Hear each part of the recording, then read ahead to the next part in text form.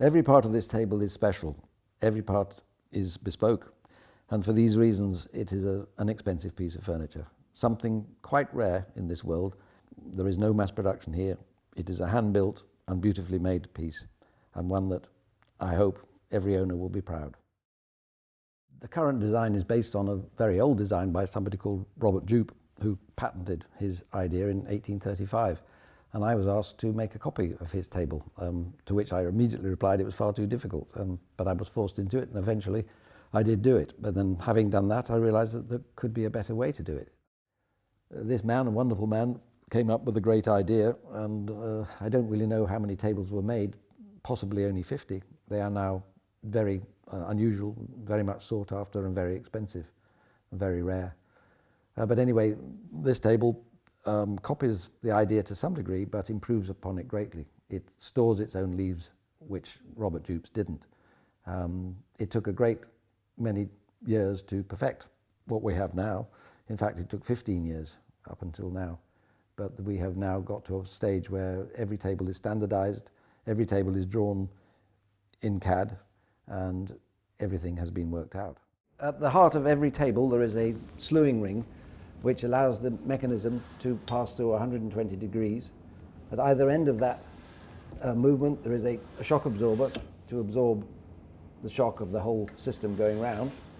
The ring can be manual, as this table is going to be, or if Michael gave me this one, it can be a geared, that's fine. It can be a geared tooth like this, and an electric motor will drive this round backwards and forwards as the table goes to where it should be. Every single component of the table is now drawn on CAD. Every single one, every single screw, every single washer. A table like this has about 962 components and something like 3,756 fastenings. It's quite amazing the amount of stuff that's in there. Most of the parts that you see here are either laser cut or machined. The stainless steel bits, which are silvery, for example this, and the plate underneath, those are all laser cut and then various machine things done to them later. These bits here are machined out of solid aluminium, then they're later hard anodized. There are some runners here which are commercially available, but of course they have to be cut to the right size.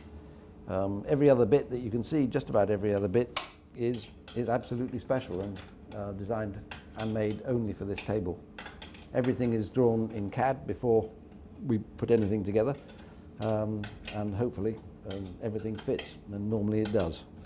So we don't have too many problems. I think we nearly got this one together. One more screw. That's the last one. Yes, it is, yeah. These are two little models of my table. This, of course, is when it's big, but in the middle of this table is a big 12-pointed star, which Robert Jupe didn't have.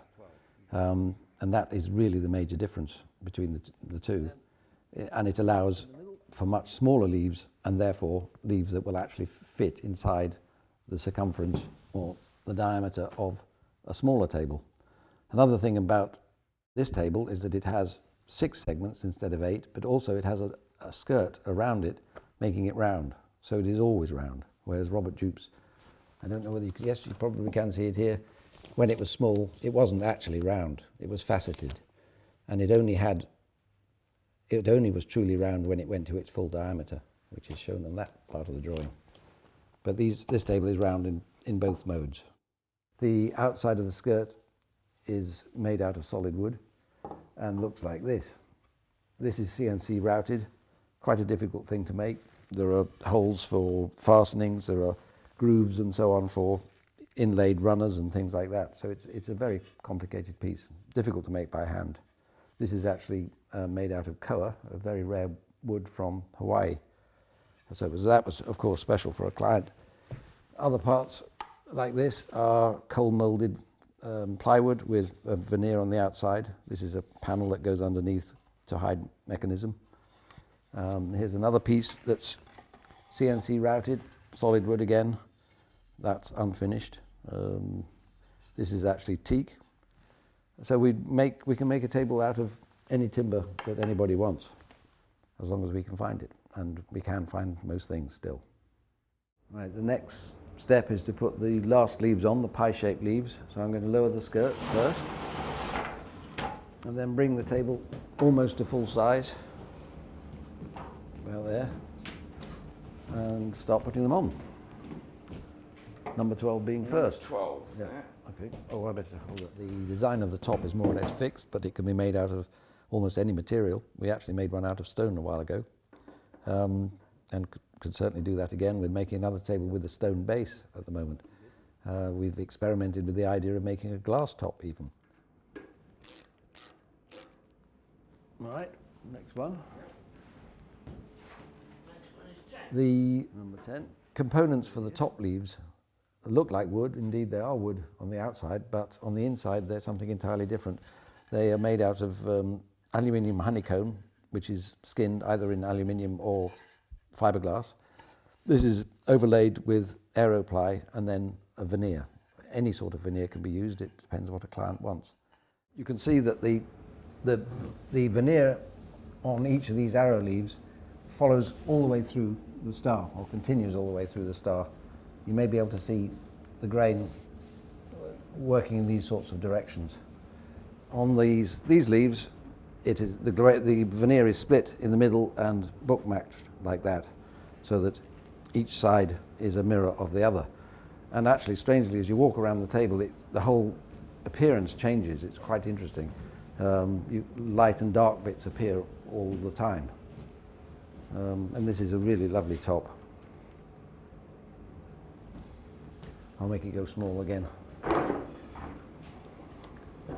It's then shipped. Sometimes they go by air freight, sometimes by sea. Once the crates have arrived, I normally or somebody else will go out to install the table. But this only has to be done the first time a table is fitted. After that, a client should be able to handle any maintenance, if it's necessary, themselves. They should be able to take the leaves on and off and refinish if they need to. But generally speaking, a finish will last many years. And certainly the mechanism, we don't even know how long it'll last, but my desire that they should last at least 100 years and maybe a lot longer than that. That is the whole basis, the whole principle behind the table. It is that it is the finest quality and the best materials, and nothing should go wrong with it.